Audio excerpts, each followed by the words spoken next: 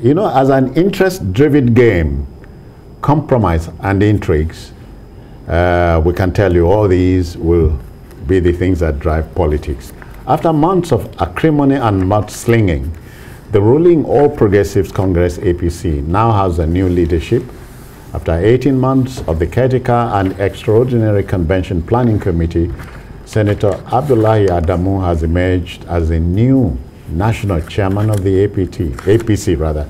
Senator Adamu, the preferred choice of President Muhammadu Buhari, came by way of consensus, was pronounced the national chairman on Saturday through a voice vote after 6 other aspirants stepped down. Now, let's take a little something from President Muhammadu Buhari. Hear this. There are no permanent friends but interests. This was on display and a recurring decimal as Convention 2022 unfolded. The captain of this ship was none other than President Muhammadu Buhari, who admonished all party members to remain united and strong. This convention is coming at a crucial time when we prepare for another round of general election. Therefore, the need to remain strong and united for the party to exploit the rich, abundant potentials at its disposal cannot be overemphasized. We appreciate the right to hold different opinions and aspirations. However, such differences must not be to the detriment of the party. 8 years on, the government of our party and the Nigerian people has embarked on the largest investment in infrastructure in our history. Investments in rail, in roads, in power, and broadband connectivity. Arriving at a consensus or an alternative by way of a unity list became difficult. It's played out over and over again. A former governor from Ogun State made this impassioned plea when the position of secretary arose. Call it horse trading, playing hardball, or standing up for one's belief. Last-minute negotiations resulted in compromise, and alas, most positions ended up being voice-affirmed.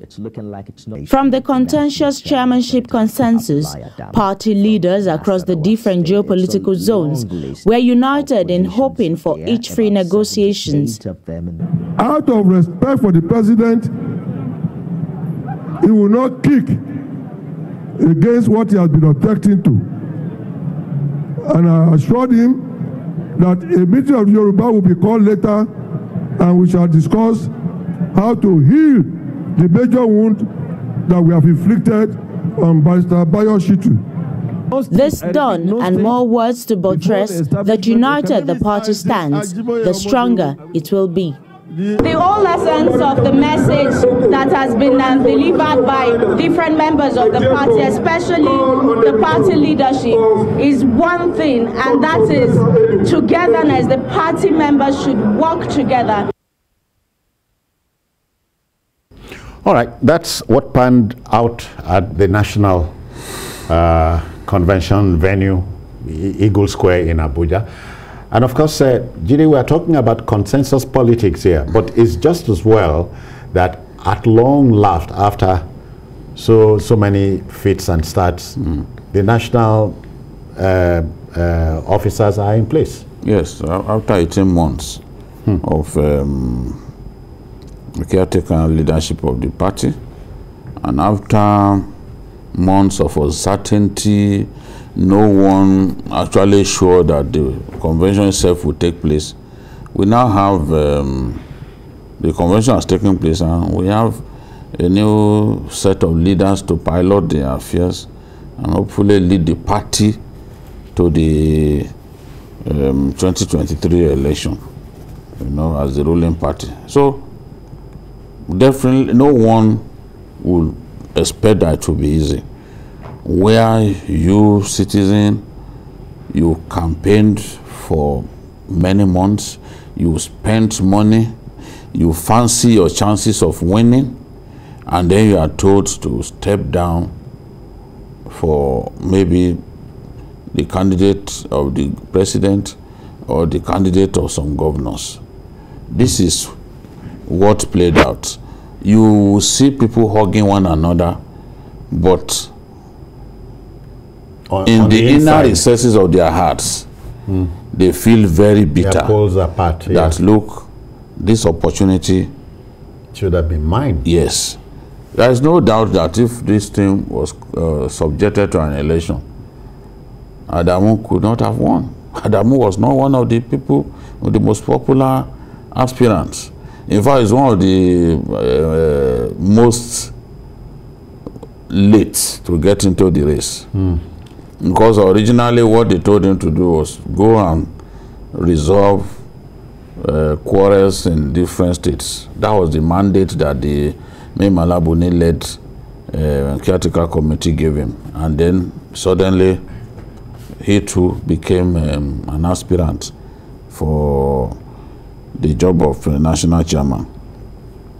But today he's a national chairman because he was the one the president wanted and the president insisted on. So this is the way it is. But people will argue is consensus really democracy? I think that once everyone is not happy, it is not consensus in the real sense of the word. And for the party to be truly the party of all members, irrespective of their ideological leanings and all that, I think this kind of contest need to be thrown open. Let's know who the people really want. The president was talking about the need to not pander to money politics. Don't money let money bag politicians don't sell to the highest bidder and all that.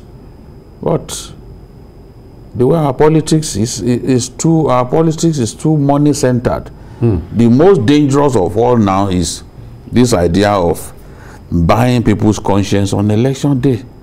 They call it see and buy. You just give people 5,000 naira, you tell them to go and vote.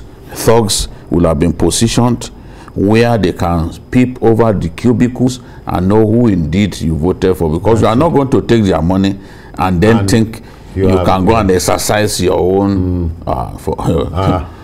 So this is the thing. Money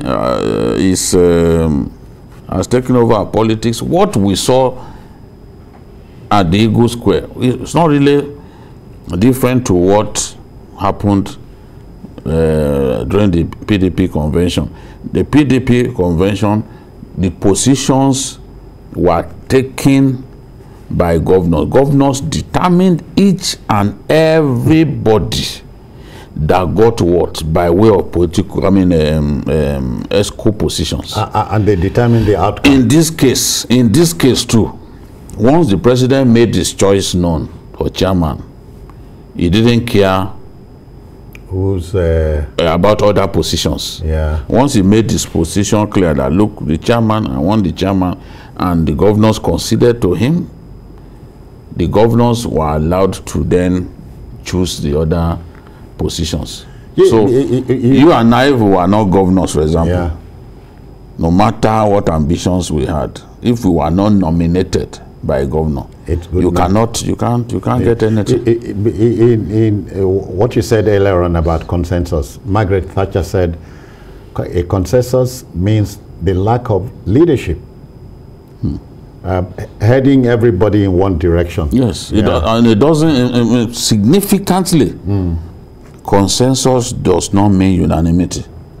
Yes, does not mean unanimity.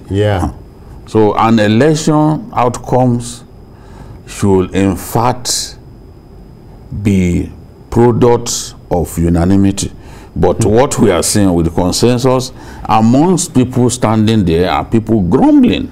Some of them managed to voice their frustration, but there are others who just kept quiet, knowing that, look, the power people have taken over. We just accept it like that. Yeah, but there's a lady that refused to step down. Yes. And that is, see, others, like the chairman, for example, before now, Makura said he will not step down for anybody. It had even been suggested to him before now, you know, and he said, look, I will not step. I'm saying that there were many people. That's the woman who said she will not, yes, you know, there are many people who just listen to the leaders. Especially those people who contest, who contest for the chairmanship, you know. So this is the thing. I think the people should be allowed to choose their leaders. Now, governors should not, because they are powerful, now be handpicking people. You know, imagine zoning positions to governors. You say, okay, you are the one to bring so-so. You are the one to bring so-so. Is that democracy? It's anything but democracy. But mine is, for a party that had over 200 cases pending in courts, to have gotten to this stage, it tells you politicians are more like magicians. And the chairman now and Omishori, the secretary, are former PDP folks. Yeah. I think the convention speaks a lot about the content and form of Nigerian politics.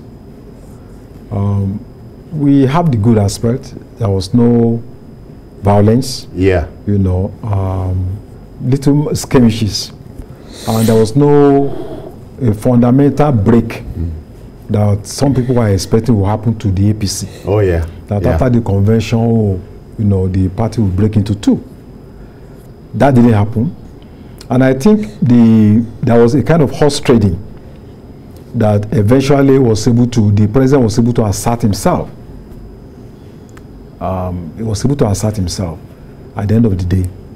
And I think there are various tendencies in the APC. We have the ACN, we have the PDP, we have CPC. So it appears... One leg of ABGA. Yes, ABGA. AMPP. It appears the CPC is still having upper hand. Yeah. You know. And then I think there are three... Adamu, the Senator Adamu is a CPC. He was in PDP. No, PDP. He was in PDP, then later, you know, he came over to APC. Okay. So I think there are three major hurdles that every party needs to pass through when you are talking about this coming election. The first hurdle is the convention. So I think the APC has successfully passed, you know, crossed that hurdle. The next one is the presidential election, primaries. That's the next hurdle now. After that, we are talking about the election proper. Yeah. And the new chairman is saying that they have increased the membership from 11 million to 41 million. So what we are going to see is that the party may go on to make a major impact in the presidential election. But I have a major concern whether the real people that the parties are supposed to represent, the pains, the electorate, the pangs, the anguish of Nigerians, whether these problems, whether the leadership has been thrown up by this convention will be able to address these problems. Yeah. If you look at this, the secretary and the national chairman, virtually from the same, you know, from PDP, you know. So what are we really talking about? We are talking about change is coming. Then when there is convention and you can't see inclusion of people casting their votes to choose their leaders, then what are we talking about when we are talking about democracy? Because like Babangida said, consensus does not necessarily mean that we have all agreed to push a candidate forward. I think people to a large extent respected the president.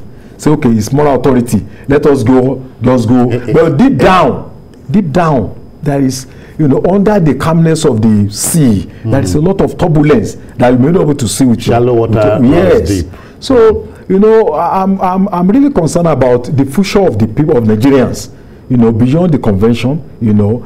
Look at the fuel crisis, look at, you know, job loss and what is the program? What is the new program? Nigeria, what is the new program that, you know, transformation program that we address all these problems beyond people just taking and positions. Is it possible to start retooling? Yeah. How do we? What is the new agenda? What is the new program that we can transform our country?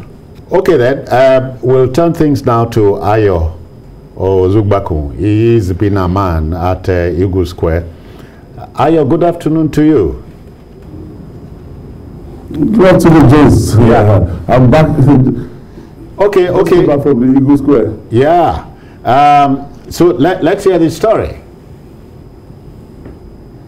Yes, just it was something like a marathon, over 24 hours. Some of us got to the Tafawa Balewa Square yesterday around 8 a.m. And right now, the president actually just came, and everything just came to an end 30 minutes ago. But the bottom line is that the All Progressive Congress, they were able to show that, look, against what the doomsdayer predicted, they were able to have their convention however they had it. And it would have been very, very difficult for most of the positions if they had not gone in the route of consensus. If they had had contests, it would have been a very, very long, drawn battle, grueling exercise, and very difficult. But they had it the way they could have it, and at the end of the day, they have new members of National Working Committee. But the fear now is the presidential primaries, because all attention will be shifted to that primaries. Now, Senator Adamu Abdullahi has emerged as the national chairman, and Iyola Omishore, former deputy governor of Osun State, is now the general secretary. So what we are looking at here is that thing went across the board, and a lot of people will tell you that, oh, it was dominated by former PDP members. Also, in the same, according to the region, they were able to bring in some people from the former All Progressive ACN and some CPC people. It's like an all-inclusive National Working Committee. But how they are going to steer the affairs of the party in the next 4 years is what people are looking like, and we're looking at now. But the most important assignment and the first assignment is the presidential primaries. And before we have the presidential primaries, we'll start having primaries into the state houses of assembly, the House of Representatives, National Assembly primaries, and it will be climaxed by another national convention that they will choose a presidential candidate for the party, and that is expected to happen on or before June 2022. So interesting times ahead, Jones. Yeah. You know, I hear that a politician is a dealer in hope. So the politician believes whether or whether all will be well. Very optimistic. Yeah, yeah. So where do we go from here? Yes, the next task is like try to settle down and consolidate. Don't forget that before they went for this convention, state chapters, they still have problems in state chapters of the All Progressive Congress. It's like sweeping things under the carpet if you just come out with National Working Committee members and you don't make a frank attempt, a deliberate attempt in resolving the crisis within state chapters. I can't start mentioning states one by one now. But if the All Progressive Congress, if they should go into the general election with this, I can tell you that a lot of litigations are ongoing. A lot of them are in court. The state chapters, if they attempt what they attempted in 2019, and it cost them in 2019, they lost states like Zamfara, lost states like River State, lost Adamawa State, and so on other states. So it's hard to put the house in order now. Reconciliation, and reconciliation to make sure that the house is in order. When you look at before this convention, people were counting like over 10 states. APC, they have 22 governors, but they are saying that they have crises within over 10 states, within the 22 states they claim to be in the hold of All Progressive Congress. And this is quite worrisome, Jones. Yeah. Wale? Yes, the next task is like try to resolve the crisis within state chapters. If they should go into the general election with this, I can tell you that a lot of litigations are ongoing. A lot of them are in court. The state chapters, if they attempt what they attempted in 2019, and it cost them in 2019, they lost states like Zamfara, lost states like River State, lost Adamawa State, and so on other states. So it's hard to put the house in order now. Yeah. Well, Ayo, what do you think is likely to, what impressions are we having from this convention now that we have the chairman from the north? Is it likely that the party may, you know, have the presidential candidate coming from the south? Does this convention give us that impression? Just what I saw yesterday, very, very unique. Because before yesterday, I knew that, look, those that have been hiding, that they actually have ambition, they want to contest. By the time we get to the Eagle Square, you start seeing their imprints. Yesterday, I saw billboard, I saw posters of the senior governor, that's Governor Emefiele, littered all over the place. I saw posters of people that serving ministers, that's Obo Victor, Mr. Akpabio, the Niger Delta minister. I saw the one of the Minister of Transport, Rotimi Chibike Amechi, despite the fact that they're still in office, but a lot of them, they brought their posters, they brought their campaign billboard, littered all over the place. So it shows you that, look, it might be tilting towards the southern part of the country.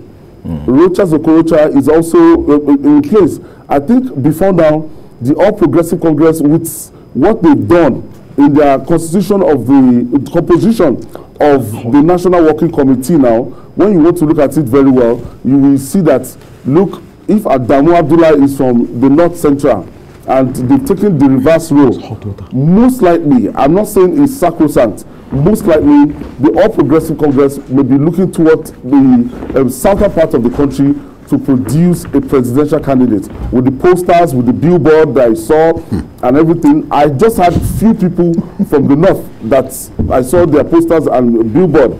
So it's going to be a contest for the southerners. Okay. So we expect fireworks ahead, right? Yes, definitely. Interesting times ahead. Okay, Ayo, from here we cannot but thank you very kindly and expect. Thank you, and go and get a rest. Yes, go and remove the sleep in your eyes. Go and sleep. All right then. Go and sleep. Don't rock Abuja. Just go and sleep. And send the bills to us. Okay, that's Ayo Ozugbaku, a man in Abuja. Okay. Jide, you know, a consensus means that everyone agrees to say collectively what no one individual agreed, you know. So bending everybody, panel beating everybody into one particular route. It was the best thing they could do.